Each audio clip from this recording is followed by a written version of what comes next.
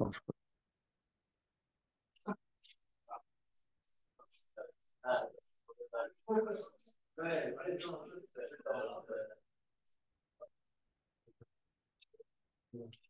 Bien fait, je fais du bruit.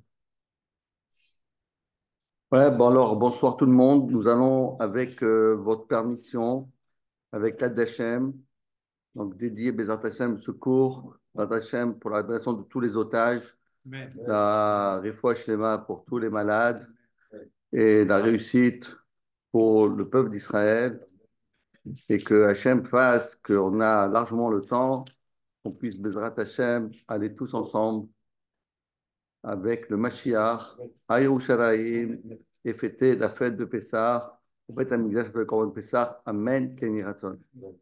Alors, nous avons le programme de ce soir va traiter du Seder. Alors, pour ce faire, j'aurais voulu d'abord vous ramener plusieurs zgoulottes. Plusieurs zgoulottes sont écrites dans les Sfarim Akdoshim, comme dans le Zohar, dans le Kaf HaChaim, dans tous les Sfarim Akdoshim, qui vont nous donner de nombreuses zgoulottes. Qu'est-ce qu'on peut être zoché lorsqu'on fait un Seder Kadat et Kalacha? Alors, disent les poskim qu'en réalité, le Seder s'appelle en hébreu l'ordre, Seder. Pourquoi on a appelé le Seder Seder? On aurait pu appeler dans d'autres manières. Pourquoi Seder Seder? Ça veut dire Seder. Tout, mettre les tefilines, tu peux appeler ça mettre les tefilines, c'est aussi un Seder comme on met les tefilines. D'abord, tefilines shel yad, après tefilines de la roche, après on fait des tours dans le bout de la main. Il y a toujours un Seder. Kiddush aussi un Seder. Dans le Kiddush, tu fais pas Kiddush, un Seder. Bon, tu prépares Geffen, tu fais la bracha, après tu bois, etc. Pourquoi on dit le Seder? Dans toutes les mitzvot, il y a du Seder. Ils disent des poskim, parce qu'en réalité, de la même manière que nous allons, Bezrat Hashem, eh, faire notre Seder, donner de l'ordre, faire attention à chaque petit détail de tous les 15 étapes que nous avons pour la fête de Pessah, le Seder. De la même manière, Hachem, il va nous donner aussi de l'ordre, Bezrat Hachem, pendant toute l'année. Sachant que le faisant la fête de Pessah, le Seder de Pessah, c'est une zgoula, c'est comme Hachem nous donne une assurance que toute notre vie, toute notre année va être aussi un Seder. Des fois, malheureusement, on voit, oh là là, ça je voulais pas, ah ça je n'avais pas pensé, oh pourquoi ça m'arrive ça, ah non mais c'était pas dans c'est pas dans le programme, moi j'avais pensé à autre chose, je voulais prendre l'avion de Elal, ils viennent juste d'annuler, il n'y a pas de Seder. En faisant le Seder, on est zoché d'avoir les Hashem, le Seder d'Hachem qu'il nous propose. Deuxième Zgoula, la Gemara nous dit celui qui va faire la fête de Pessah et tout le long de la fête de Pessah, il va faire attention de ne pas manger un produit chas v'shalom, qui peut y avoir un machéou Pessah, un machou de chametz, chas v'shalom. Des fois, on peut faire la fête de Pessah et on mange un produit qui n'est pas tout à fait cachère, ou bien on n'a pas bien fait la bdikat Hametz, ou bien on n'a pas bien fait le biou Hametz. Dit le Harizal, mi chez Nizar, Bemashou, Bepessah, Muftar lo, shelo yecheta kol hashana. Il est sûr et certain, Hachem nous donne l'assurance qu'il n'arrivera jamais, au non jamais, à être, à fauter pendant toute l'année. Et quelle belle assurance. Troisième chose que nos Chachamim nous disent, même toute personne qui fera très attention de manger les kazetim. On va voir, on a Arba Koshot et Arba Kazetim. On va voir dans quelques instants, on doit boire les 4 verres, mais on doit aussi manger à 4 reprises le kazaït de matzah. Celui qui fait attention à manger et à boire les quatre coupes et les 4 kazaïtim, Kil Khato, comme la lacha nous le donne, Nitzal.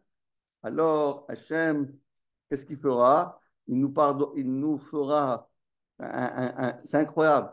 Vous savez, Hachem, il nous protège de ne pas manger des choses amères. Des fois, à Pessah, on mange des choses amères, et on mange un mélar. Alors, les médicaments, c'est amer. Tout ce qui est amer, c'est pas bon. Hachem me dit, tu sais quoi, fais Pessah. Et en Pessah, qu'est-ce que tu vas prendre? Tu vas prendre le Carpat, tu vas tomber dans de l'eau salée. Ah, c'est pas tellement bon. Et ça, tu vas prendre ça et tu vas manger le maror. C'est pas tellement bon le maror. Et c'est ça. Ah, tu fais tout ça, c'est pas tellement bon. Et bien, grâce à ça, tu ne verras jamais un médecin cette année. Ah, là, la sécurité sociale, elle va faire avoir un. Macron, il va être content parce que ça, il y a tellement un trou dans la sécu avec les matzot.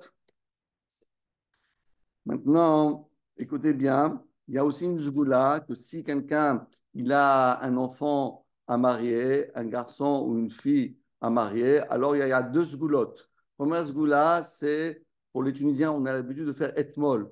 Pour les Marocains, on fait bibilou. Alors la jeune fille ou le jeune homme qui cherche à se marier, alors, il y a une zougoula qui dit que si elle prend la jeune fille qui est dans l'âge, et pour toi, la jeune fille qui est à l'âge de se marier, elle prend le plateau et elle fait passer sur la tête de tous les gens qui assistent au Seder et ils disent Etmol ou bien ils disent Bébilou, Yatalou Mitzrayim, chacun d'après son minag. Alors, c'est une zgoula que dans l'année elle se marie. Merci Hachem. Hein? Un garçon, une fille, c'est la même chose. Toujours, c'est toujours le sujet. Deuxième zgoula, c'est aussi d'ouvrir la porte lorsqu'on fait, comme ça c'est écrit dans le Sefer Azohar, que celui qui ouvre la porte dans Shefor Hamatra El Agoyim Asher Lo Yadarucha, juste après avoir bu le troisième verre, quand on boit le troisième verre le Birket Amazon, alors normalement, on ouvre la porte et on dit chez fort. Celui qui fait ça, c'est une zgoula que le Bachour, la Bachoura, elle trouvera à se marier dans l'année. Encore une autre zgoula, tout le monde cherche à gagner beaucoup d'argent, travailler peu et gagner plus. Comment on fait? Comment on fait? Moi, j'aurais bien voulu être Kolelman, étudier 10 heures par jour, travailler une demi-heure et gagner autant d'argent que si j'avais travaillé 10 heures. Hmm? Hmm? Comment on fait? Alors, il y a une zgoula, c'est écrit dans les Sfam Akdoshim, zgoula le parnassa. Shabaal yesader akeara, akeara. C'est qui doit préparer et mettre sur la table? Vous savez, il y a le plateau, le chichtou, là. On met les œufs, l'œuf, et le roi, etc. Tout ça. Qui c'est qui fait ça? Pas madame. Toi, monsieur. Celui qui fait ça, dit à sa femme, il dit, écoute, laisse tomber, tu veux la carte bleue, laisse-moi faire laisse-moi mettre tout ce qu'il faut dans la Kehara. Et à ce moment-là, hein, d'accord, de cette manière-là, c'est une zgoula à Parnassa. Encore une autre zgoula que les Chachamim, ils disent que celui qui fait que la table du Seder, elle soit royale, on essaye d'avoir sur la table du Seder des beaux verres, des belles coupes, tout ce qu'il y a de plus beau dans on achète des belles choses, etc. On va orner sa maison, sa table du Seder avec les plus beaux ustensiles qu'on a ou qu'on peut acheter, alors Hachem, il est mechaper lo et avon agava. Toi, tu donnes la gava pour Hachem. Tu dis, regarde Hachem, j'ai acheté des beaux verres, j'ai acheté des belles assiettes, j'ai acheté une belle coupe, j'ai acheté un truc tout beau. Pourquoi? Pour toi, Hachem. Alors, si tu donnes tout pour Hachem, je veux dire, tu sais quoi, des fois, tu as un peu de gava, tu as un peu d'orgueil. Hachem, il enlève l'orgueil. Et dernière chose, écoutez bien, il y a beaucoup de gens qui cherchent Shalom Bayit. Shalom Bayit, Kenny Ratson, Shalom Bayit. Des fois, écoute, pourquoi tu as fait ça? Pourquoi j'ai fait ça? La tchouka, tu l'as raté. Moi, tu ne fais pas comme ma mère faisait mieux que toi. Bon, etc., etc. Alors, qu'est-ce qu'on peut faire? Shalom Bayit. Alors, qu'est-ce qu'il faut faire? C'est écrit Zgula, Shabal, Vaisha, Isadrou, Biachat et Ashulchan, c'est la Seder. Mettre la table du Seder pour faire Shalom Bayit, c'est l'homme et la femme ensemble qui doivent le faire. Mettre, préparer la Kehara du Seder, c'est le mari. Donc, pour avoir Shalom Bayit, qu'est-ce qu'il faut faire? Il faut qu'ils mettent ensemble. Ça fait Shalom Bayit. Ensemble, on fait la table du Seder. Donc, automatiquement, Shalom Bayit. Le mari va préparer toutes les petites choses qu'on met dans la Kehara, sur le plateau. Alors là, il aura ce qu'on appelle, il aura il aura la part d'un ça. Alors, comme j'ai dit tout à l'heure, évidemment, on doit, comme j'ai expliqué tout à l'heure, on devra, Bezrat Hashem, boire 4 verres et manger 4 kazetim. Alors, comme j'ai expliqué, 4 verres de vin. Alors, c'est quoi? Quelle est la bouteille de vin qu'on doit choisir pour faire le seder comme il se doit? 3 conditions. La première chose, on doit prendre du vin rouge et pas du vin blanc. Deuxièmement, on doit prendre du vin sec et pas demi-sec ou bien sucré. Troisièmement, on doit prendre du vin qui est ni cuit, ni à 89 degrés, ni qui est passé par pasteurisé. Donc, ça doit être du vin non cuit. Si on a ces 3 conditions-là, alors là, c'est du vin qui est cachère les Pessah. Évidemment, si on a sur ta table des gens qui ne sont pas chômeurs Shabbat, et qu'il risque de toucher le vin, et à ce moment-là, le vin va devenir non cachère. Donc, c'est préférable de prendre du vin qui a été cuit, mévouchal, c'est écrit dessus mévouchal. À ce moment-là, c'est mévouchal. On ne risque pas que, même s'il le touche, c'est pas grave parce que le yain mévouchal, il ne craint pas si une personne qui n'est pas religieuse, qui n'est pas chômeur Shabbat, elle le touche. Et c'est comme je l'ai expliqué, donc il faut donc, boire 4 verres, 4 coupes de vin. 4 cuves de vin. Alors, j'ai dit 3 choses, je répète. D'abord, il faut que ce soit du vin rouge et pas blanc. Deuxièmement, il faut que ce soit sec et pas demi-sec, ni entièrement doux. Et troisièmement, il ne doit pas être cuit, il ne doit pas être mévouchal et même pas pasteurisé. Donc, je dis ça, vous avez bien compris. Donc, c'est mieux, évidemment, de prendre du vin que du jus de raisin, parce que le jus de raisin, il est doux. Alors maintenant, si, évidemment, on ne peut pas, il y a des gens qui ne supportent pas du tout le vin, alors en cela, qu'est-ce qu'il faut faire? Il faut mettre deux tiers de jus de raisin et un tiers de vin. À ce moment-là, c'est considéré que c'est quand même du vin. Et si vraiment même ça, il ne supporte pas, Bediavad, comme c'est écrit dans le Shulchan Aruch, on peut mettre 5 parts de jus de raisin et 1 part de vin. Un sixième, ça garde toujours le statut de vin. Mais si on met plus que un sixième, plus que 5/6 de jus de raisin, on perd Maintenant, pour les femmes, évidemment, s'ils ne supportent pas de vin, on pourra évidemment prendre le jus de raisin à la place du vin. Mais nous, les hommes, même si c'est dur, même si on n'aime pas tellement le vin, comme la Gemara a dit que Rava, il ne supportait pas le vin, mais il buvait le vin rien que pour le soir du Seder. Et depuis le soir du Seder, jusqu'à l'année prochaine, il avait tellement mal à la tête, tellement il a bu du vin, qu'il devait se tenir les tempes, tellement il avait mal. Et malgré tout, il le faisait, parce que c'est pour faire des sur nefesh pour faire mitzvot. Donc voilà, ceux qui peuvent, évidemment, ceux qui peuvent. Et on raconte, pour terminer, et donc j'ai dit donc les quatre coupes de vin. Alors évidemment, les 4 coupes de vin, ça correspond au Arba Imaot. Chacune des,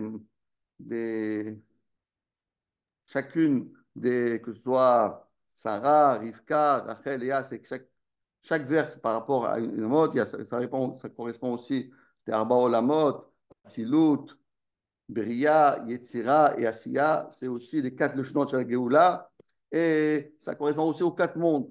Vous savez tout, il y a le Olam Hazeh, il y a le Olam Haba, il y a Tret HaMetim, et il y a Yemot HaMashiach. Donc voilà, il y a des gens, qu'est-ce qu'ils font?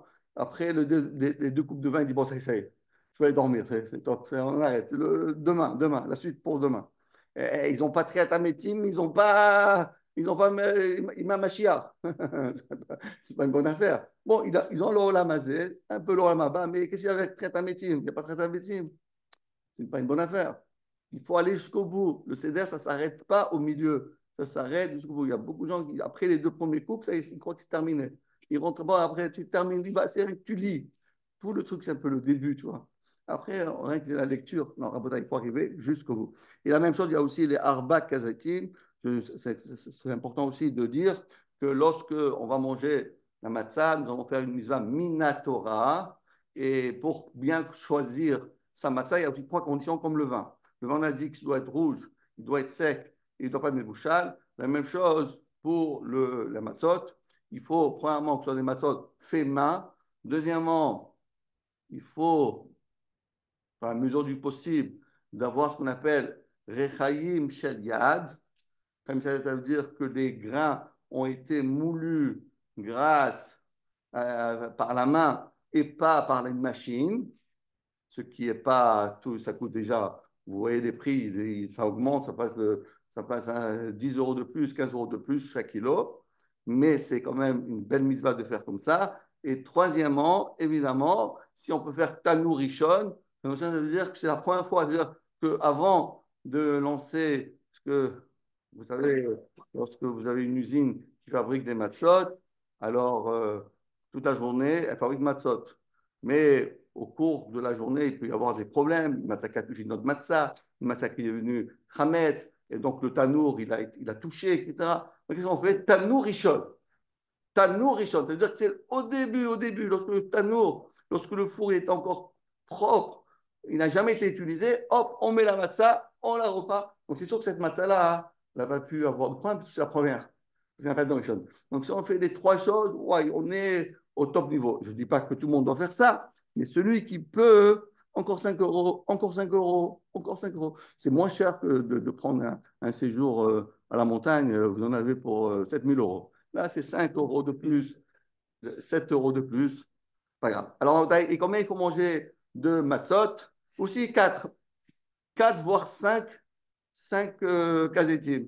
Alors, au départ, on mange 2 kazetim, un pour moti matzah et un pour moti et un pour matzah. Ce qu'on appelle moti matzah, c'est un moti, un matzah. Et après, on prend pour le courrier, pour le sandwich. Et 2, ça c'est aussi un chidouche que je vois. Je ne connais pas beaucoup de monde qui font ça, mais c'est écrit dans le Mishnah Bora, c'est écrit dans les poskim, que la ficomane, il faut manger 2. Deux kazetim de matzot.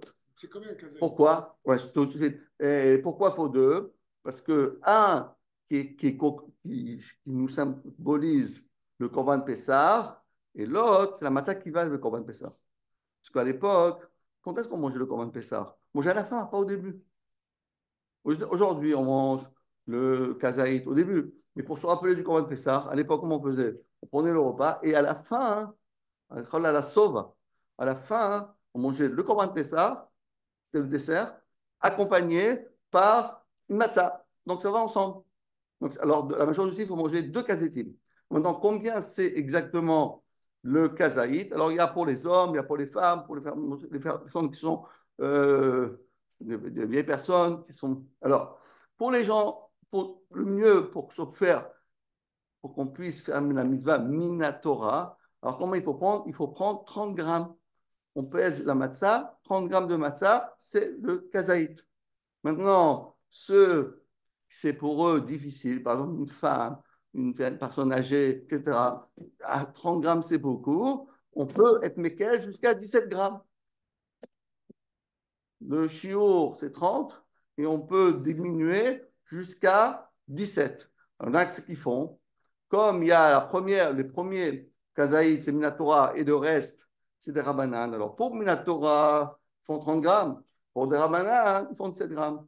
Donc ça voudrait dire comme ça que pour le premier kazaïd, premier kazaïd, ils prennent 30 grammes. Pour le sandwich, ils prennent 17 grammes. Et pour la ficomane, ils prennent 2 fois 17 grammes. Donc ça fait 4 kazetim. Et ceux qui, alors, comme j'ai expliqué, moti matzah 2, horaire 1, et afikoman 2, ça fait 5. D'ailleurs, c'est intéressant parce qu'il y a 5, On a dit, en vérité, il y a quatre kos et il y a quatre kazetim, mais en vérité, il y en a cinq. Il y a aussi dans le kos, il y a aussi le cinquième verre. Donc maintenant qu'on a bien compris tout ça, cinquième verre. Cinquième verre, c'est que. Alors, le cinquième verre, c'est ce qu'on appelle kos et le navi. Qu'est-ce qu'il faut faire? C'est juste pour, après le Birkat Amazon, on fait Birkat Amazon, chacun il se sert un verre, nous on va le boire et, et on le fait pour Eliyahu Navi. On garde ce verre-là jusqu'au lendemain matin. C'est plutôt une moitié de matzah, un tiers de matzah. Alors attendez, c'est très difficile de dire, tout dépend de l'épaisseur des matzot.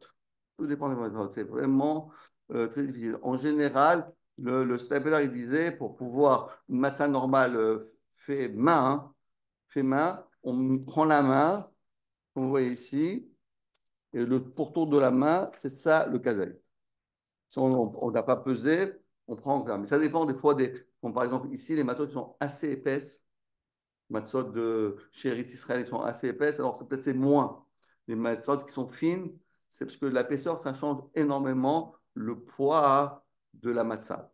Voilà, Rabotai. On est d'accord qu'il met 30 grammes. C'est-à-dire que si on mange plus pour être sûr, Oh, on est bon. évidemment. Je me rappelle, une fois, j'ai eu le mérite de passer le CEDER avec le Rav Chaim, avec Rav Chaikin, avec ses mains. Lui, il a passé,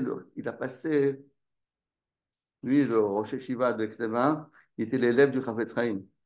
Et il a eu le mérite, lui, d'être dans le CEDER du Chafetz Chaim. Moi, j'ai eu le mérite d'être dans le CEDER de l'élève du Chafetz Chaim. Et il nous a raconté qu'est-ce qui se passait chez le Chafetz Chaim. Il disait exactement comme toi. Chafetz Chaim, il mangeait 30 grammes. Il dit, allez, encore un petit peu, peut-être c'est pas suffisant, encore un petit peu, qu'est-ce qu'on s'en fout, encore un petit morceau de matzah, c'est pas la fin du monde. Encore un peu de matzah, encore un peu de matzah. Comme on a dit, Rabotai, manger la matzah et tout ça, ça nous protège de tous les médicaments. Celui qui ne veut pas aller chez le médecin, cette année, on n'a pas besoin d'aller chez le médecin, ni pour le mal de tête, ni pour le mal au dos, ni pour la tension, ni pour le cholestérol. Tout ça, fini tout ça, fini. Shalom al Israël. D'ailleurs, dans le Zohar Kadosh, c'est écrit que les matzot, c'est Michla de Asvata. C'est le repas, c'est le médicament.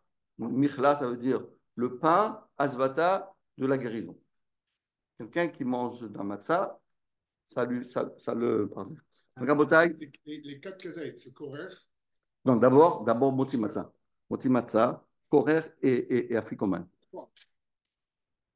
Alors, je te dis, tu peux faire trois, mais Moti Matzah, c'est deux. Moti Matzah, deux. Moti, un. Matzah, c'est deux. Ça, c'est le Tchèque-Canaï. Hmm? Le petit matzah, c'est quand on commence à manger. Deux.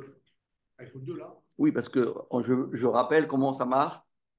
Quand on arrivait, on prend les trois matzot, on avait fait le yachatz, on a brisé la matzah, on aura trois matzot, on fait Baruch Ata Hashem Elokeinu melech haolam hamotzi lecha min haaretz, chaque jour mitzvot mitzvanu à l'arquette matzah, qu'est-ce qu'on fait? Quand on fait hamotzi lecha min haaretz, on laisse tomber la dernière matzah, on la laisse tomber, il ne reste plus que deux, c'est-à-dire une entière et une brisée, et de l'entière et de la brisée, on va prendre un kazaï de chacun et on la mange. Donc les deux, un c'est motzi, plus en haut, et celui qui est cassé, c'est matzah. Donc il faut prendre le cassé. La demi, il n'y a pas de pour une personne, mais pas pour tout le monde. Alors, bonne question. Alors, comment on va faire pour faire ça? C'est comment on va faire, comment on va pas, il n'y a pas suffisamment. Alors, qu'est-ce qu'on fait? On va prendre une matzah, comme j'ai dit. Celle du milieu, on va la briser.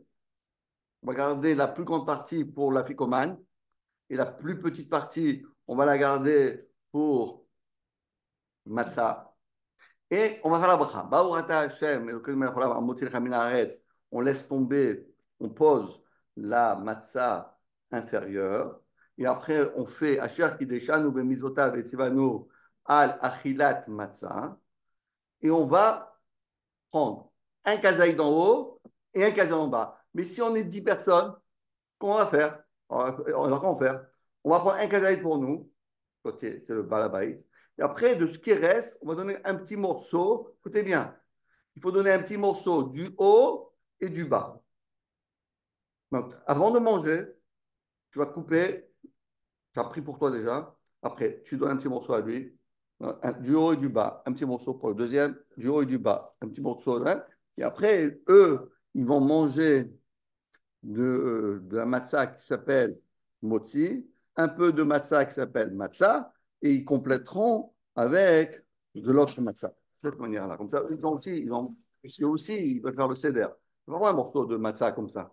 Donc, grâce à ça, ils font motzi matzah. Il y a un Celui qui fait zman la bracha, pour manger les quatre Alors, pour manger, ah oui, tout à fait. Normalement, pour pouvoir être Mekem la mitzvah, il faut manger les 30 grammes. Alors, essayer de le manger dans les 2 minutes et on permet d'aller jusqu'à 4 minutes. Et ceux qui ne peuvent vraiment pas arriver jusqu'à 4 minutes, on leur permet 9 minutes. Mais ce qui est sûr, c'est qu'il ne faut pas parler. Tant qu'on n'a pas fini de manger tout, il ne faut pas parler. Il ne faut pas faire des blagues, pas rigoler, pas faire ah, c'est dur, ah, c'est pas bon, etc. Faire des on peut faire comme ça, mais pas faire ça. D'ailleurs, pour les personnes qui ont un peu de difficulté dans la dentition, etc., ils ont le droit de prendre la matzah et la tremper un peu dans l'eau et la manger, parce qu'ils n'arrivent pas à croquer ça. On a le droit de tremper dans de l'eau, pas de l'eau chaude, de l'eau froide. On a le droit de tremper. Et les personnes qui sont vieux, qui n'arrivent pas à manger, ils ont le droit de laisser la matzah dans l'eau pour qu'elle gonfle un peu et qu'elle soit plus souple et la manger, mais à condition qu'elle ne commence pas, elle se décompose pas. Si elle s'est décomposée, c'est plus la moitié de la minaret. Donc ça ne marche pas. De cette manière, comme ça, on fait pour les personnes âgées. Maintenant, mais le mieux, de manger ça avec croquer. Et ce qui est évidemment très important de faire, comme chaque année je répète, des fois on peut faire tout le seder, manger boire les rabakosot, manger tous les kazetim, etc., etc., etc., et chazve shalom, et pas être mécanique mitzvah. Comment c'est possible? Comment on peut faire? Parce qu'on ne fait pas assez bas. Il faut être accoudé et sans. Dit le Shulchan Aruch, quelqu'un qui a mangé un kazaït, il a oublié de s'accouder. Il doit recommencer à manger. Quelqu'un qui a bu un verre de vin et il a oublié de s'accouder, il recommence. Quelqu'un qui est maintenant, il est 2 heures du matin, il dit oh, je ne suis pas accoudé. Tu refais tout le seder. Ça ne marche pas. Accouder, c'est obligatoire. Pour nous, les Sfaradim, c'est obligatoire. Le premier cos, le deuxième cos, le troisième cos, le quatrième cos. Si on oublie un, on recommence. Les Ashkenazim, ils disent non, Mosif à la Kosot. Non, on ne va pas parler des Ashkenazim. On va d'après ce qu'il dit Maran Ashkenao. Premier code, deuxième code, troisième code, quatrième code. Recommence. Celui qui a mangé le coréen sandwich, il a mangé pas assez bas, recommence encore le sandwich. Ben, j'en veux plus, ça y est, die. Recommence. La première kazaï, deuxième kazaï, troisième kazaï, tout doit être fait assez bas. Celui qui ne s'écoute pas ne peut pas être Mekalamisha. Maintenant, je suis obligé de vous dire, encore une fois, permettez-moi de vous dire comment on fait assez bas. Parce que ce n'est pas tout le monde qui comprenne comment on fait assez bas. Et comme c'est qu'il y en a les poskim, celui qui ne fait pas assez bas, ça ne marche pas. Il n'a pas fait son Pessar. Shalom, shalom. Comment on fait assez bas? Alors, qu'est-ce que les gens ils font comme ça. D'abord, assez bas dans l'air, ce n'est pas assez bas. On peut pas s'accouder en l'air. Rappelez-vous les Romains, comment ils faisaient. Vous croyez qu'ils étaient des Romains, ils s'accoudaient sur l'air. Comment ils faisaient? Voilà. Ils avaient des lits. Ils avaient des lits. Alors comment il faut faire? Tu peux, on va faire on va vous montrer comment on fait pour. Alors évidemment, si vous avez un lit, pneumator ou manaï. Mais aussi, bon, si vous êtes, par exemple, vous êtes attablé de cette manière, vous êtes assis de cette manière sur votre table. Et maintenant, c'est assez bas. Comment tu vas le faire? Comme ça? Comme ça. Mais à la main, bah, je vais à droite, je vais à la main gauche. Comme ça? Je vais faire comme ça. En l'air, ça ne marche pas. Alors, qu'est-ce qu'il faut faire? C'est un peu difficile parce que cette chaise-là, elle est un peu problématique. Voilà. Il faut mettre la main sur le dossier. Le dossier. C'est un peu compliqué parce qu'il y a des choses ici. Maintenant, si vous n'avez pas une chaise tout à fait normale, on se met comme ça. Bon. Et on voit. Alors, des fois, c'est très difficile de prendre le premier gorgée lorsqu'on est accoudé. Très difficile. On a peur de se salir. On a peur de se salir. Alors, ce qu'on peut faire, c'est au début, on se met comme ça, on boit un peu et après, on se met bien. Même si on a bu un petit peu sans s'accouder, ça marche. Pour manger, on peut se mettre là et manger sans travailler, mais À la paille, on pourrait, avec une paille pour pas. Non. Non, je pose la question un peu naïve. Ouais. Je suis d'accord avec la bouche. On ne peut pas boire à la paille. Super, hein. Comme ça, c'est pas bon.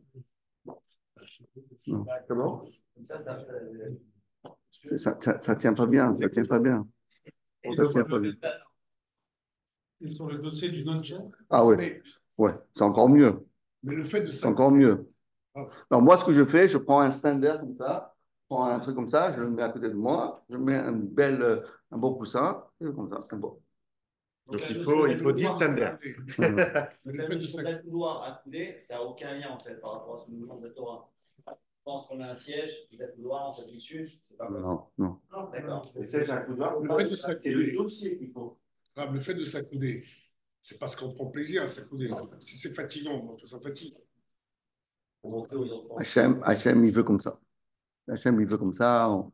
Dans le Ramadan, on nous donnera la réponse. Mais comme ça, il faut faire. Comme il faisait avant, on ne change pas, etc. Et d'ailleurs, regardez bien le mot Pessah. Le mot Pessah. Comment on écrit le mot Pessah? P, sa mère, Echet. P, sa mère, Echet. Maintenant, le mot P, comment on écrit la lettre P en hébreu? On fait P, et après un E. On écrit comme ça P, mais quand tu veux l'écrire entièrement, Aleph, comment Aleph? Aleph, Lamed, fait Sophite. D'accord, on va calculer. Alors, maintenant, Pessah, c'est quoi? P et He. D'accord. Sa mère, comment on écrit sa mère? Sa mère, Mem, Raf. Comment on écrit le Chet? Comment on écrit Chet? On écrit Chet, d'accord? Et Tav. Maintenant, combien c'est la valeur numérique de P, la bouche? C'est P, He, c'est 85. Combien c'est sa mère? Sa mère 60. Même, c'est 40 plus 20, ça fait combien? 120. Chet, c'est combien? Chet, 8 et 400. Alors que ça fait 85 et 120 et 403 et 408, comment ça fait? 408, tu rappelles? 613. 613 mitzvot. Pessah, ça vaut 613 mitzvot. Tu fais Pessah, ça fait comme toute la Torah.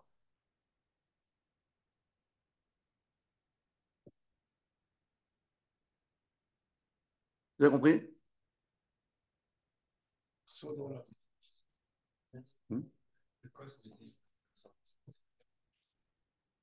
Alors, voilà, très bonne question. Alors, très bonne question. Alors, vous savez, donc on a expliqué combien c'était le poids d'une matzah. On a dit 30 grammes ou bien 17 grammes, ceux qui ne peuvent pas. Maintenant, pour le verre de Pessah, il y a aussi deux manières. Il y a le chiour qui dit que c'est 150 mg, 15 centilitres par gramme, 15 centilitres, ou bien 150 millilitres. Mais qui disent, c'est quoi? C'est 86. D'accord? Donc, mais ce qu'il faut faire, c'est, comme il y a une halakha spéciale qui dit que à Pessah, c'est Arba Kosot. Il faut boire tout le coffre. Il faut le boire entièrement tout. On va pas prendre un grand verre. Parce que si tu prends un grand verre, il faut tout le finir. C'est impossible. Donc, il faut choisir le verre, soit 150, celui qui peut. D'ailleurs, le premier kos, comme il est Minatora, il faut avoir 150. Et les autres, on peut prendre un des autres plus petits pour ceux qui peuvent, ils n'arrivent pas à boire 150 cette fois. Et il faut le boire entièrement. Donc, ça ne sert à rien d'acheter des grands verres. Il faut donner à chacun le verre qui correspond à ce qu'il peut boire. Oh, ça, c'est immense. Ça, au moins, c'est 25 ou 30. Ça. C'est combien ça? C'est immense, ça. 286. 30, là. Non, pas 35. Alors, pour le verre qu'on utilise, le cos qu'on utilise chaque année, alors il faut faire agala. Agala, ça veut dire quoi? Il faut prendre le cos et verser de l'eau bouillante d'une bouilloire. Après que la bouilloire n'a pas été utilisée pendant 24 heures, tu verses dessus, à l'intérieur, à l'extérieur, il devient cachet. Et après, tu prends le verre et tu le passes sous l'eau froide. À ce moment-là, il devient cachet. Si vous prenez la moitié du verre, c'est bon. Alors, oui, alors je t'ai dit, à Pessah, il y a un dîner spécial. C'est le cos. C'est le cos. Alors c'est sûr, on peut faire 17, 86, 8,6 centilitres et boire le rove. Mais à Pessah, on essaie de finir le verre. Il faut finir le verre. Et ce qui est encore plus difficile, à Bretagne, je vous dis comment il faut faire la mitzvah. Maintenant, après, je veux dire, il faut le boire en un coup, voire en deux coups. C'est pas, il est bon ce vin. Hein. Attends, je vais le croquer. Attends, je le connais. 15 centilitres en 2 coups, c'est pas évident. C'est pas mal, hein? C'est pas mal quand même. Il faut le boire en un coup. Même 15 centilitres. C'est une obligation. Faut arriver à le boire. Non sec. C'est dur, hein? Non, ça passe. Ça va. Les verres, ils doivent faire 8,6 centilitres à 4 heures. Minimum. Moins que ça, c'est pas yotzé. Il faut prendre un verre de 8,6 ou bien un verre de 15, de 15 centilitres.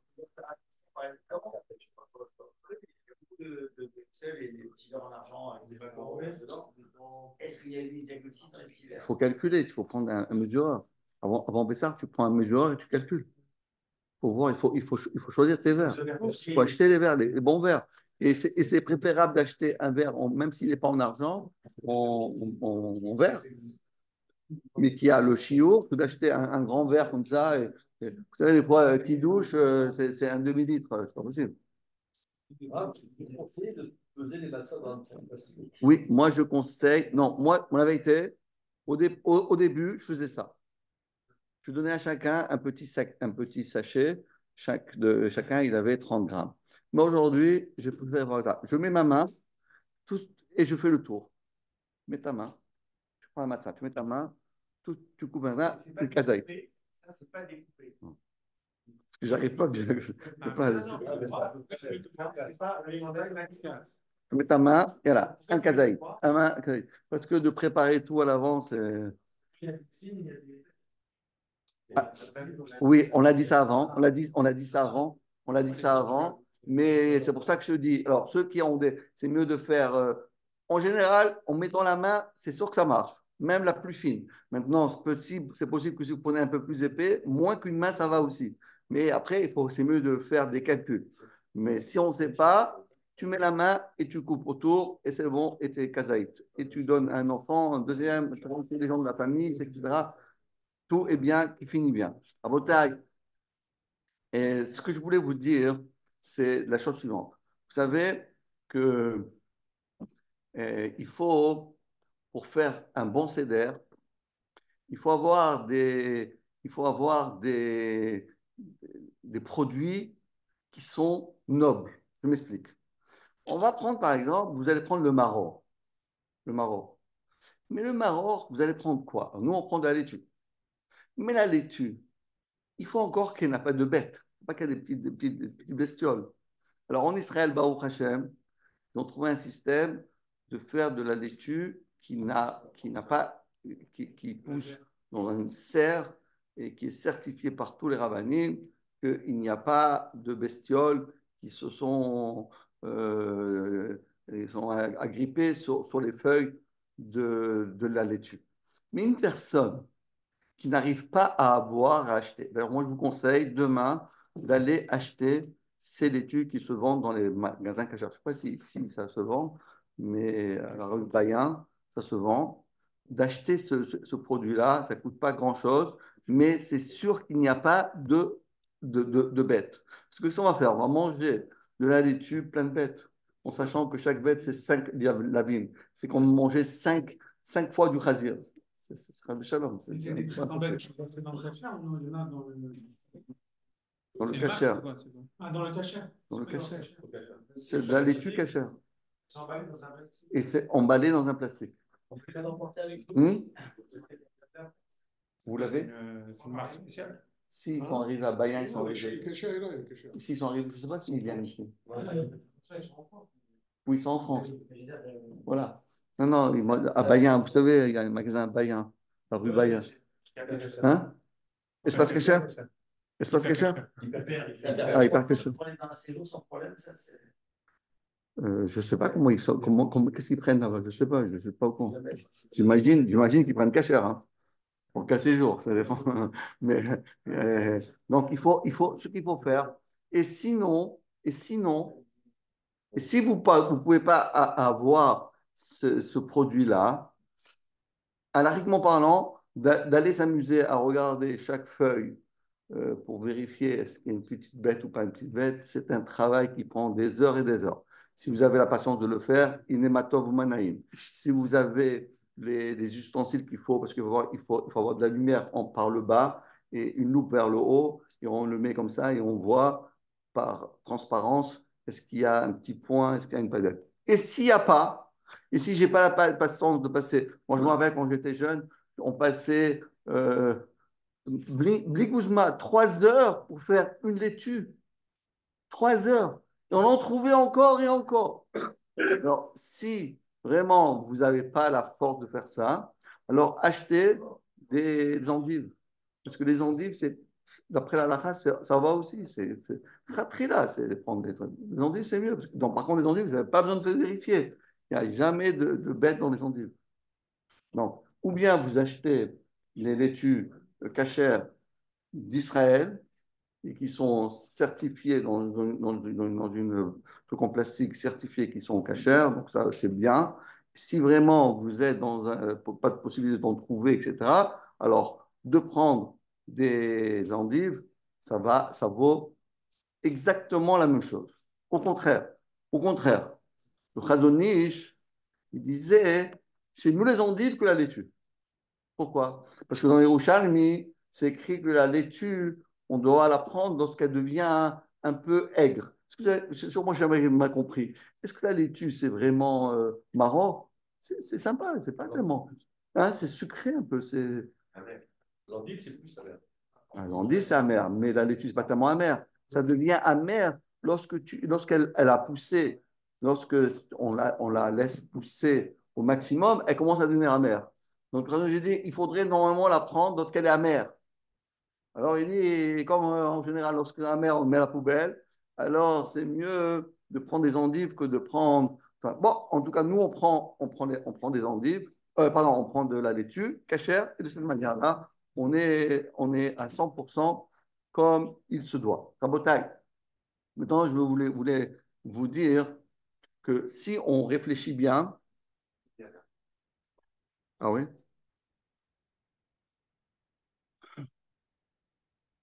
moi, j'aurais voulu vous faire un petit résumé euh, du CEDER. On en a parlé déjà, mais rapidement, du CEDER. Et après, Bezrat Hashem, voilà, on va faire un petit quart d'heure. On va faire un petit résumé sur tout le CEDER. Et après, un petit quart d'heure, je voudrais vous parler des produits cachers, des Pessars et pas cachers, parce qu'il y a beaucoup, beaucoup d'embrouilles dans cette affaire. Je voudrais vous désembrouiller. Parce qu'il y a trop d'embrouilles. C'est devenu, Pessard, c'est presque, on dirait, la mafia, quoi. Calmez-vous, il s'est rien passé, c'est bon, c'est cachère, etc. Entre autres, hein, je dis personnellement, j'en ai parlé avec tous les Gdolé Israël, en France, etc. Par exemple, cette fameuse liste de médicaments cachers. C'est vraiment presque du surréalisme. Parce qu'en réalité, tout ça, c'est pas du réel. Tous les médicaments qui sont qui n'ont pas de goût, qu'on avale, comme par exemple un comprimé, que ce soit une pommade, que ce soit n'importe quel produit qui est pas, on le croque pas, il n'a pas de goût, c'est pas un sirop, c'est pas un pastis à sucer. Ça, on avale, que ce soit dans un comprimé, que ce soit dans une capsule. Tout ça, on n'a même pas besoin de regarder s'il est caché ou pas caché. On le prend les yeux fermés. On n'a pas besoin de dire, attends, allô, est-ce que ce médicament, etc., il est caché ou pas caché? Même s'il n'est pas caché, il est caché. Pourquoi? Parce que personne ne croque un médicament contre le cholestérol. Vous avez vu quelqu'un dire, attends, je vais prendre ce petit déjeuner, un petit déjeuner avec 15 cachets de cholestérol, ça me donne des forces. Ça n'a pas de goût. Tout ça, c'est pas besoin de penser à la cache-route. La seule chose qu'il faut penser à la cache-route, c'est les vitamines et les médicaments qui ont un goût. Ça, oui. Ça, il faut vraiment faire attention. Est-ce qu'ils sont cachés à l'épaisseur? Pas cachés à l'épaisseur. Maintenant, il faut bien que vous compreniez que dans le cachés à l'épaisseur, pas cachés à l'épaisseur, ce n'est pas pareil pour les Ashkenazim et Sfarad. Les Ashkenazim, ils ne prennent pas kitniot. Par exemple, le riz, ils prennent pas tout ce qui est des produits, des légumineuses. Mais nous, on les prend. Alors, il dit, c'est pas caché pour qui? Il faut bien comprendre, c'est pas caché pour qui? Pour les Ashkénazes. Mais nous, on prend des choses qui sont, toutes les légumineuses, on a le droit de manger, sauf que les Tunisiens, ils prennent pas du houmous, ils ne prennent pas, hein? Les pois chiches, ou bien les Marocains ne prennent pas du riz, mais tout le reste, les fèves, tout le monde prend des fèves. Il n'y a pas quelqu'un qui ne prend pas des fèves, sauf les Ashkenazim. Et en réalité, donc, dans ces produits-là, ces médicaments qui ont même un goût, il faut bien regarder quel est exactement ce goût, d'où il provient. Est-ce qu'il provient d'un dérivé de légumineuse, et donc c'est cachère pour les sfarades, ou bien il provient d'un produit qui vient du Hametz. Alors là, Bémet, c'est ça. Personne n'a le droit de le prendre. Vous avez compris? Donc, les pommades, etc., etc., il n'y a aucun problème de le rendre cachère. On peut penser. C'est vrai aussi, vous avez encore un grand chidouche. J'ai dit qu'on va faire d'abord 15 minutes sur le César, mais bon, je me suis lancé là-dedans, je suis obligé de vous continuer à parler là-dessus. Un autre douche. Il y a beaucoup de femmes qui demandent est-ce que mon parfum il est caché à l'épaisseur? Est-ce que mon rouge à lèvres il est caché à l'épaisseur? Est-ce que ce qu'on appelle tous les cosmétiques, est-ce qu'ils sont cachés à l'épaisseur ou pas? Réponse à Botaï, écoutez bien, tous les cosmétiques sont cachés à l'épaisseur. Tout c'est caché à l'épaisseur. Parce qu'on n'a jamais vu, écoutez bien le chidou, je vais vous dire, on n'a jamais vu que quelqu'un il va s'amuser à prendre du. Euh, non, non, laisse ça. Non, par exemple, du truc, là, sur les trucs, un fond de teint, il commence à manger un kazaï de fond de teint. Personne ne mange ça, c'est pas Raoul Achila, même si vous donnez un chien, j'ai essayé une fois de donner un chien du rouge à lèvres, je vous garantis, ça ne lui dit rien du tout. C'est pas son truc. Donc, en réalité, c'est pas besoin d'être caché. Ceux qui veulent être marmir, écoutez bien, il y a certains qui sont marmir seulement sur le rouge à lèvres. Pourquoi? Parce que le rouge à lèvres, des fois, lorsqu'on mange, il y a un petit peu de rouge à lèvres on peut avaler. On va s'en marmir là-dessus. Mais même ça, dit le Or Etzion, Rav Ben Sion Abba Shaul, il dit c'est quand même permis. Même si tu avales, la femme, elle avale son rouge à lèvres qui est à base même du Hamet, c'est quand même caché. Comment c'est possible? Comment est-ce possible? Parce que en réalité, le rouge à lèvres, écoutez bien, le rouge à lèvres, il est pas soul les achilat, il est pas soul les achilat kelev. Il n'est pas raoul les achilat kelev. Rien que quoi. Mais il y a ce qu'on appelle dans la Gemara, pour ceux qui connaissent un peu le Talmud, ils vont comprendre ce que je veux dire, archevé. C'est-à-dire que le fait que tu l'as mangé, tu lui as donné une importance. Mais une personne, une femme, qui se met du rouge à lèvres, elle n'est pas en train de manger le rouge à lèvres. Et si elle est en train de croquer quelque chose, une pomme, et il y a un peu de rouge à lèvres qu'elle a avalé, elle n'a pas donné une importance à son rouge à lèvres en tant qu'aliment. Il n'y a aucune femme qui mange du rouge à lèvres. Mais Hashem. Mais Hashem. Non, non, ceux qui veulent vraiment manger le rouge à lèvres, je peux leur donner. Je les invite chez moi pour le céder. Ils ont quelque chose de meilleur, un peu de souki, quelque chose de un peu sympathique, quoi. Donc, Rabotai. Donc, mi-karadine, toute chose qui ne touche, tout est caché. Maintenant, certains, on s'en marmire sur les cosmétiques, mais même ceux qui sont marmire sur les cosmétiques, c'est seulement le rouge à lèvres qui touche la bouche. Mais tout le reste, que le fond de teint, tout ce qui est sur la figure d'une personne, il n'y a aucun problème. Mais dis non, il faut prendre, cette marque, parce qu'ils ont des ils ont des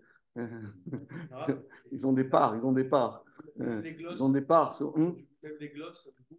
Ah, C'est les trucs un peu bonne question. Bonne question. Bonne question.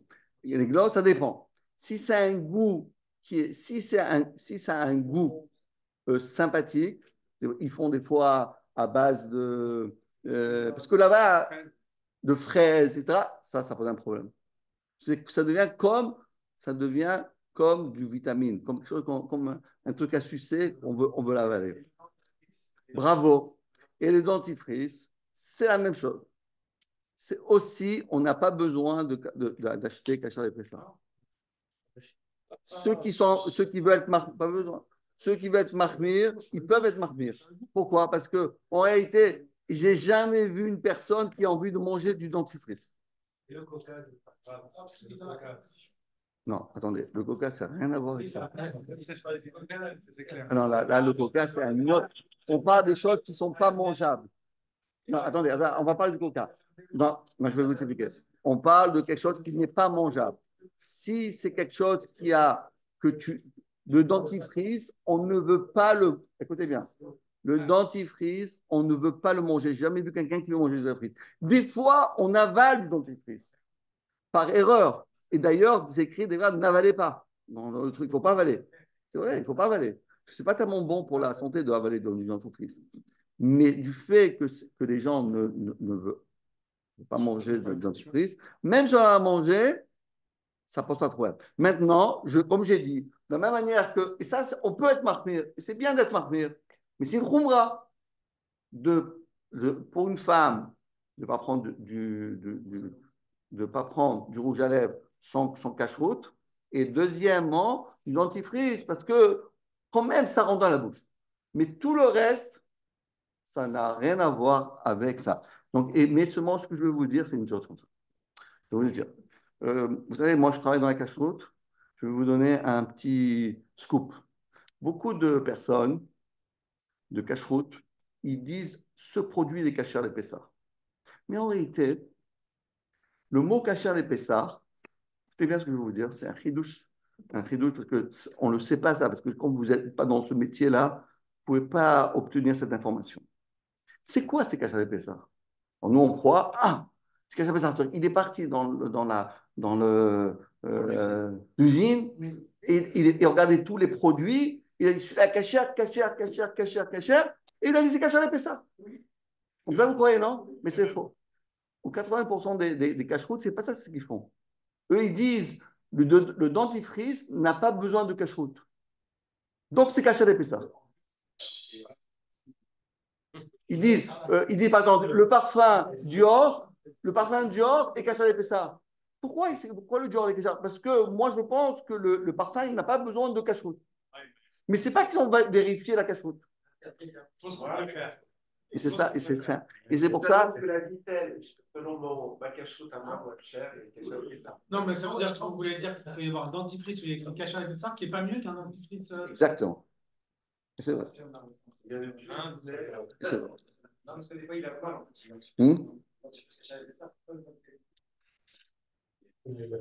Non, ouais, on dirait qu'ils font exprès Ah, ouais, c'est pas de bonne qualité. Ah, maintenant, une autre chose que je voulais vous dire, une autre chose que je voulais vous dire, c'est, parce que tu as parlé du coca, hein, je vais te répondre à la question. Il faut savoir une chose. faut savoir une chose, que ceux qui connaissent un peu l'histoire du Coca-Cola, ils savent que jusqu'à aujourd'hui, il y a très très peu de personnes qui connaissent le secret du Coca-Cola. Deuxièmement, il faut savoir une deuxième chose, c'est que le Coca, chaque pays, il a un autre goût. C'est local. Pourquoi? Parce ils font des études par rapport à la population. Ils disent par exemple que les Suisses, vous prenez du Coca-Cola suisse, il a un drôle de goût. Les Suisses, ils aiment ce goût. Vous savez qu'il y a des gens qui aiment il y a des populations qui aiment plus tendance sucrée, plus acide, etc. Donc, ils adaptent le goût suivant la population. Par exemple, le coca israélien, il n'a rien à voir avec le coca français. C'est pas quelqu'un qui comprend dans les goûts.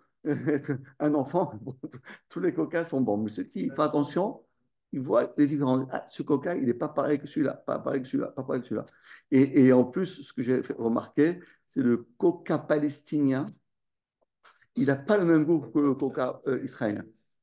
Ouais, c'est normal, parce que là-bas, ils mettent.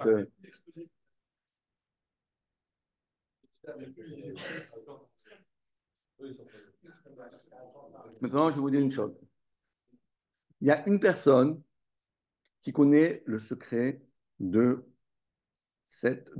coca. Cette personne-là s'appelle le Rav Lando. Il a eu la chance, je ne sais pas pourquoi, il est niftar, d'être mis dans le club des personnes qui connaissent ce secret-là. Attendez, oui, exactement. Et lui, il a dit que le coca, il est kasher, mais à Pessah, il a retiré sa cachotte. Je parle pas de celui d'aujourd'hui, celui d'avant, son père. Aujourd'hui, c'est son fils qui a pris la relève. Pourquoi il a retiré? Alors, les gens qui ont dit, non, mais je ne comprends pas, si c'est caché, pourquoi il a. Donc, ils ont dit, ils ont mis leur tampon à eux. Mais ils ne savent pas comment c'est fait. C'est pour ça que je vous dis, par exemple, on va prendre un exemple. Je vais prendre un exemple. Vous connaissez le chocolat Schmerling suisse. Regardez bien, vous allez voir que dans certains tablettes de chocolat écrit kasher, dans le deuxième sac, kasher et Pessah. La même chose, kasher et Pessah. Et ce sont une cachoute qui est très, très, très sérieuse, celle-là. C'est une cachoute à faire. Donc, c'est pour ça. Donc, en vérité, lorsqu'on voit, c'est ça que je veux te répondre à la question, que le chef, c'est-à-dire le maître, le professionnel de la cache-route, il retire sa cache-route à Pessard et que quelqu'un d'autre qui vient derrière lui, il la met, ça doit te dire pourquoi il fait ça. Pourquoi il fait ça? Je ne comprends pas. Tu crois qu'il ne veut pas gagner l'argent, le Rolando? Tu sais combien il peut gagner d'argent?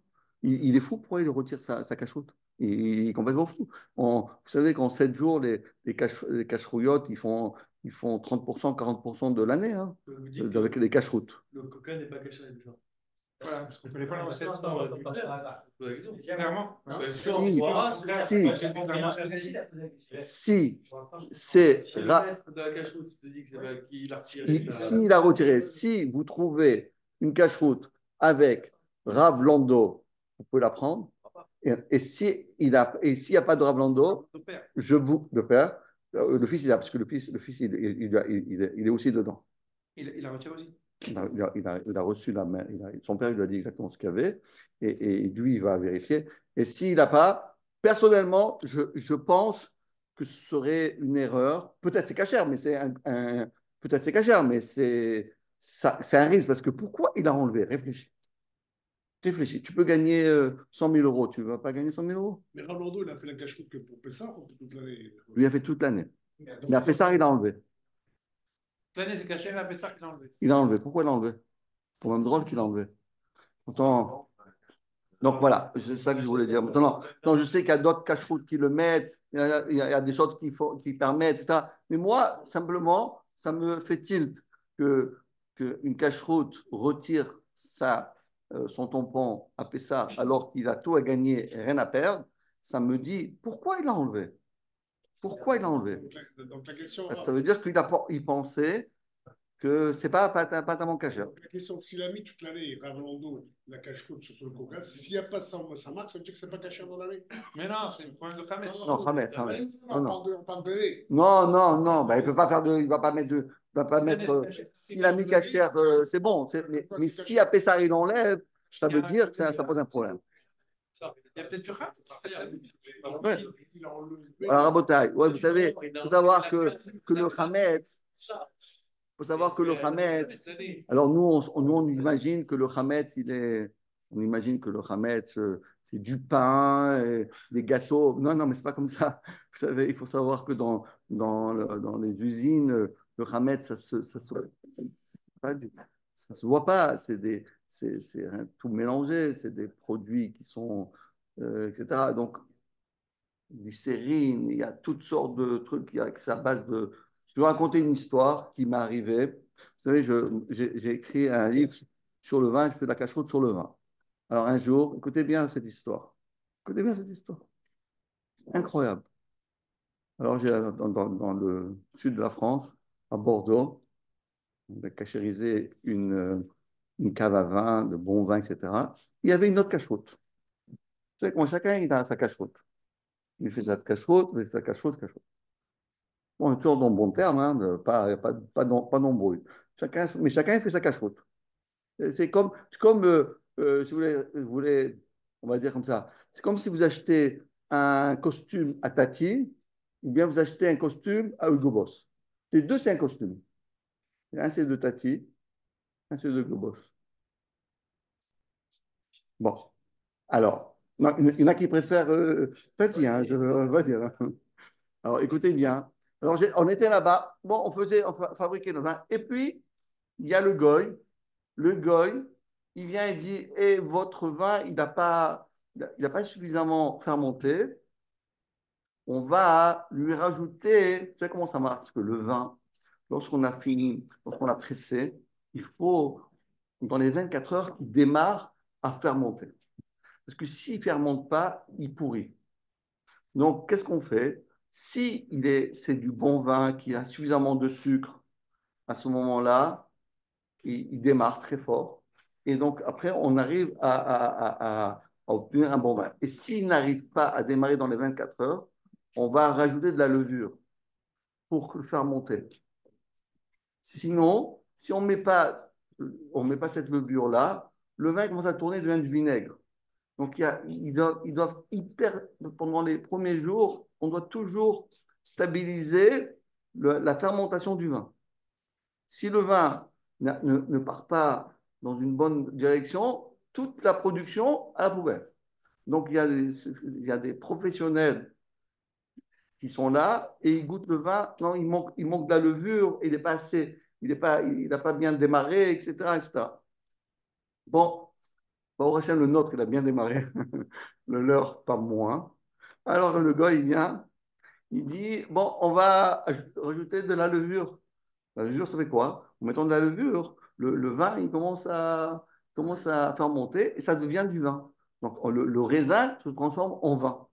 Sinon, ça devient du jus de raisin. Et le jus de raisin qui reste, il commence à pourrir. Après, des raisins, si vous l'écrasez des raisins, vous le laissez comme ça devient du vinaigre. Kitso. Alors, il est monté sur ça. Il est monté sur la cuve de vin qui avait des centaines d'hectolitres de vin. Il a pris de la levure et devait verser dans cette cuve. Alors, moi, je lui dis, attends, il dit, attends. Je lui dis, attends, mais où il va? Il me dit, bah, il met un peu de levure. Je dis, attends, mais quelle levure il met? Quelle levure il met? Alors, il me dit, ben, de la levure, c'est la levure de vin, ça, c'est de la levure de vin. Je dis, mais tu sais pas, dans la levure de vin, il y a deux sortes de levure de vin. Il y a la levure de vin qui est à base qui est chimique, mais il y a de levure du vin qui est à base, qui est fabriquée à base de céréales. Alors je lui dis, et je lui dis, comment il s'appelle comment il s'appelle ton truc? Il m'a dit, voilà, ce nom-là. Mais celui-là, celui-là, c'est du Hametz Gamour.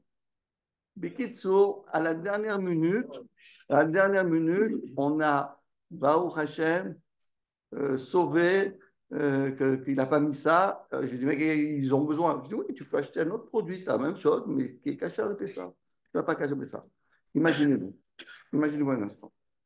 Si on n'était pas là-bas, je me donne. Ouais, bravo. Je me lance pas des fleurs, hein. Shalom, hein, shalom. Moi, je suis pas style. Non. Mais imaginez-vous, le gars, il fait Sabri, Marana, le kidouche, il fait le kidouche, il fait le kidouche, le Pessar. Il boit un verre, Berseba, il fait Berseba. Et il boit du Hametz.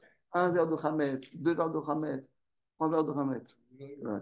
Pour vous dire, non, pourquoi je vous raconte ça? Pour vous dire combien c'est important de comprendre comment ça fonctionne le Hametz. Le Hametz, il y en a de partout. Il faut rien que être suffisamment alerte pour ça, connaître tout le système de fabrication de tous les produits. Et si on n'a pas une bonne cache-route, c'est toujours un peu difficile de faire. Voilà ce que je voulais vous dire. Et comme je vous ai promis qu'il nous reste encore exactement 8 minutes, on va à Bezrat Hashem passer en revue les Arba, et on va passer en revue toutes les halachot, rapidement, le Seder. Est-ce que vous me permettez de faire le Seder? Rapide. Permettez. Alors, vous savez qu'il y a 15 étapes. Dans le Seder, il y a 15 étapes. Kadesh, Uchatz, etc. Vous verrez, il y a 15 étapes. 1, 2, 3. D'ailleurs, c'est pourquoi 15? Parce que Yudke, Beka Hashem sur la mine. Hashem, il a créé le monde avec le Yud et après avec le He. Yudke, ça fait 15. Donc, nous aussi, on va faire le Seder, on va faire notre monde. On va créer notre monde. On va faire le Seder, on va mettre un peu d'ordre. Vous savez combien le monde, il est dans le désordre? Est-ce que vous vous rendez compte quel désordre il y a dans le monde? Hezbollah, l'Iran, les Houthis, les Hamas, c'est infini. Et Moscou là-bas, qu'est-ce qu'ils font? C'est le balagan. On va mettre un peu d'ordre. On va mettre un peu d'ordre. On met le CDR. On fait le CDR. Donc, écoutez bien. Qu'est-ce qu'il faut faire? Lorsqu'on fait qui douche, on va prendre les 15. Rapide, hein, je dis, chaque étape, je vous dis une chose. Chaque étape me vont dire 15 choses, mais je vous dis une chose par étape. Première chose, Kadesh. Lorsqu'on fait qui douche, on doit avoir la kavana. Je fais qui douche, écoutez bien. Je fais qui douche. Premièrement, je vais être Mekayem la mitzvah de faire kiddush minatora. Parce que c'est mitzvah minatora de faire kiddush. Deuxièmement, je vais avoir la kavana de faire le premier des kosot. Troisièmement, je vais avoir la kavana si jamais je dois boire de l'eau entre le premier kos et l'autre, je fais Boebragefen et je rends Yotse si j'ai besoin de faire un Sheakol au milieu. 3 journées, on doit comme ça. Ça, c'est ce qu'on doit faire en premier. Après, Kadesh ou Chatz. Lorsqu'on fait Netilat Yadayim, écoutez bien, on doit se laver les mains avec un Keli, etc. Et on ne fait pas de bracha. On ne fait pas de bracha là-dessus. Et on prendra le karpas qui va suivre, vous le savez. Le karpas, d'ailleurs, c'est intéressant, c'est quoi karpas? Le mot kar, en araméen, ça veut dire vendre. Et pas, ça veut dire passim.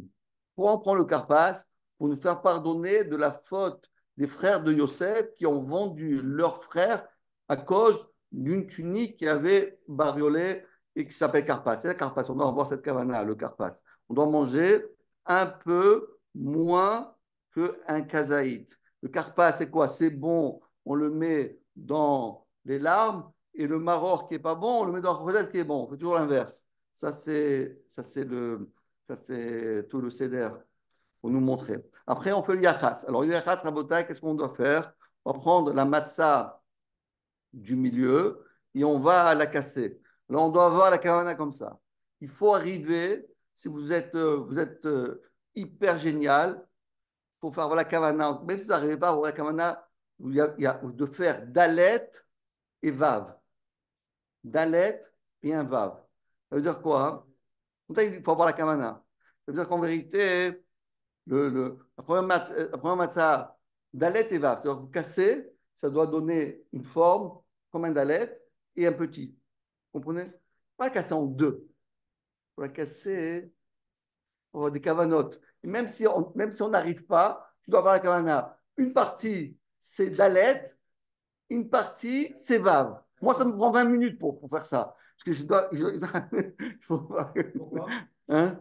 Pourquoi dans la télé? Hein? Pourquoi Dalet et Vav? Parce que c'est ça devient un He. Ça devient le He. Dalet et Vav, ça fait He. Comme on a dit, parce que la première matzah, c'est le Yud, et la deuxième matzah, qui était un Yud, il devient He. Un c'est Chochma et un c'est Bina. D'accord? Après avoir fait ça, je vous dis rapidement, et après, on va commencer à faire Maguid. Maguid, c'est très important. Bon, je ne vous dis pas avec Etmol, Bébilo, n'oublions pas l'essentiel. C'est hyper important. Et là, je prends une minute encore et je vous dis, là, ça vous de jouer. On ne peut pas faire le CEDER si on ne l'a pas préparé. Ça n'existe pas un CEDER inventé ou bien, allez, je me rappelle de l'année dernière. Non, chaque seder, il faut avoir préparé des paroles qui vont toucher nos enfants, qui vont pénétrer dans le cœur de nos enfants. Pas répéter toujours les mêmes bêtises de l'année dernière. Ça y est, on le connaît. Et pourquoi Al-Armania, c'est écrit en araméen? Bon, allez, ça y est, tu m'as déjà dit 100 fois celle-là. Tu peux me dire une autre, un autre. Dis une autre, tu la connais par cœur, celle-là. C'est la même chose. Change. Il faut raconter la sortie d'Égypte. Nos enfants, ils sont là, ils attendent qu'on puisse attendre d'entendre des beaux chidushim, des beaux Dvar Torah. Et c'est ça qu'il faut faire. Et donc, on va préparer, même si ce n'est pas énorme, des petites lumières, un ici, un là-bas, un ici. Et on doit capter l'attention de tous les participants, notre femme, si on a nos parents, les amis, les frères, les sœurs, tout le monde doit être capté. Et il faut adapter à tout le monde les devoirs Torah qui les touchent. Et après, on fait ça. Attention. Alors là, la écoute bien cette halakha, Michael. Si on est sûr qu'on n'a pas, on sait pas, on sait pas lever, nos mains sont propres, on les a pas, depuis qu'on a fait le CEDER, on était assis sur une table, on n'a rien touché de sale, etc. Lorsqu'on va se relaver les mains, et on va faire un moti, c'est Bachalvatala. Nos mains sont déjà propres. Alors, si on avait touché nos chaussures, ou bien si on avait un endroit qui est caché dans notre corps, ok. Mais si nos mains, on n'a rien fait, on était tout autour de la table et on n'a rien fait. En ce moment-là, avant de faire Netilat Yadayim, il faut toucher se mettre ses chaussures. Il ne faut pas faire Bachal Vatala. Gratter le cuir chevelu. Oui, si on peut faire ça aussi. Sauf toi, parce que t'as pas, ça compte pas, toi.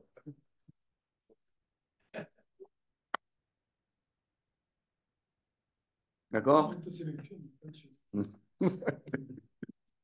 Alors, à Botaï, et après, on va faire moti et matzah. Attention, quand on fait moti et matzah, c'est le moment le plus important du Seder, parce que c'est Minatora, comme j'ai expliqué tout à l'heure. On a donné plus ou moins les halachot de la quantité etc. Et après, on va faire le maror.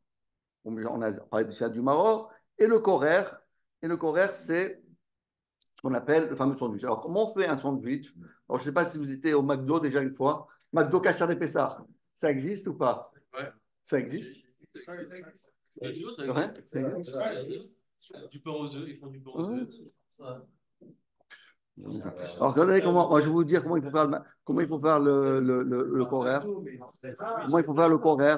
Alors, il faut prendre comme ça. Vous prenez les 30 grammes, vous mettez 15 grammes d'un côté, 15 grammes de l'autre. C'est-à-dire, si vous prenez, comme j'expliquais, la main, vous coupez en deux, vous mettez la chassa, la salade verte, ou bien les endives, vous mettez au milieu, vous prenez comme ça, et le tout, il faut le tremper dans le chaoset.